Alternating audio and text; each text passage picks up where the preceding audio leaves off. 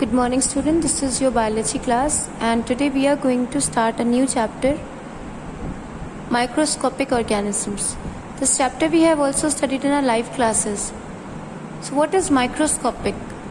Microscopic means the organisms which is very small that we cannot see it through our naked eyes, and we need a microscope to see them.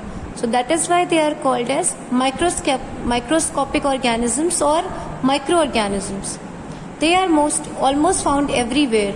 Microorganisms are almost found everywhere and we are not able to see it. That is, they are not visible through our naked eyes. That is they are present in the soil, water, dead and decomposed matter, and even in our bodies, because they can survive in almost all the conditions. So microorganisms can survive in almost all the conditions, whether it is water or it is dry or it is sunlight. It can survive in every situation, in every environment. So group of microorganisms. See, microorganisms are grouped in like bacteria, fungi, protozoa, algae and viruses. These are the group. Some of them are unicellular and some of them are multicellular. Like we have studied in our previous classes also what is multicellular and unicellular. The organisms which carry all the vital activity with single cell is called as unicellular, and the organisms which require more than one cell is called as multicellular organisms. So on the other hand, viruses are acellular organisms that do not have any cell. So we have studied in our previous chapter also, in the cell chapter, that virus is only something which is not having any cell. It is exceptional. That is why it is called as acellular. A means no cell is present there. So let us study bacteria.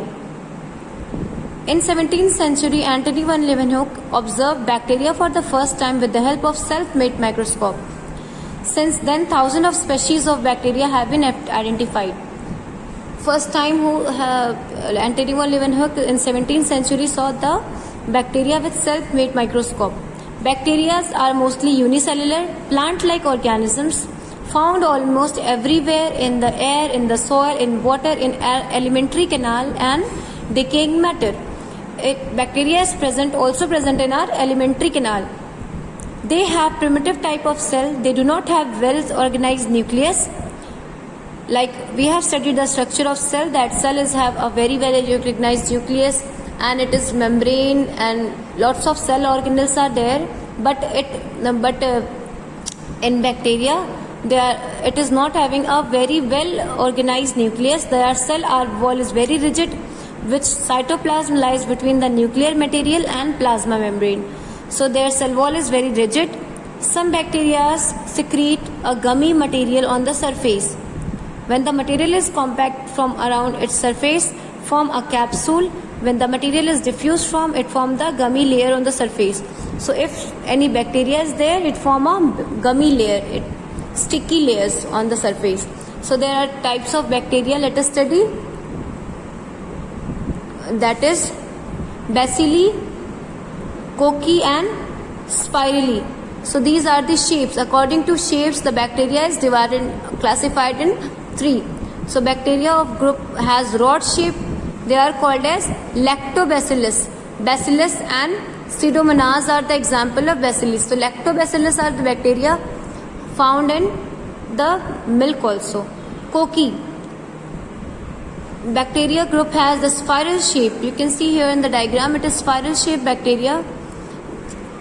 They may have they are called as Streptococcus, Sarcina and Micrococcus are the example of cocci. Now see spirally. You can see here in the diagram spirally. It is spiral in shape.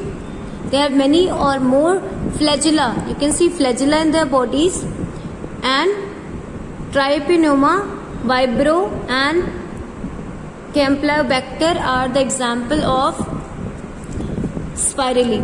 Now let us see the nutritional group of bacteria. As we know, bacteria are autotrophic also and heterotrophic also. So on the basis of their food, nutrition, they are also divided into two groups. These are bacteria lack chlorophyll and depend on other surface for their food. They do not prepare their own food. They lack the chlorophyll, and without chlorophyll, photosynthesis process cannot be possible. There are two nutritional groups. They are autotrophs. These bacteria synthesize their own food, just a green plant do. But instead of that, autotrophic bacteria may be phototrophic, which utilize energy from sunlight, or chemotrophic. Chemotrophics, what are chemotrophs? Which utilize energy from inorganic compound. So bacteria also utilize energy from inorganic compound found in our environment. And heterotrophs, bacteria which depend on some other organisms for their nutrition. These synthesize food by their organism. Heterotrophic bacteria are saprophytes, which derive their food from the dead and decaying matter. We know the sapro means dead. So the bacteria depend on dead and decaying material, or parasites. They are also called as parasites, which obtain food by living or inside the other organisms. So they take the food from other organisms. They depend for their nutrition on other organisms. So in our next class, we will study about the reproduction of chapter. Your homework is you have to read this chapter nicely and underline the word which is not clear to you all. Thank you, students.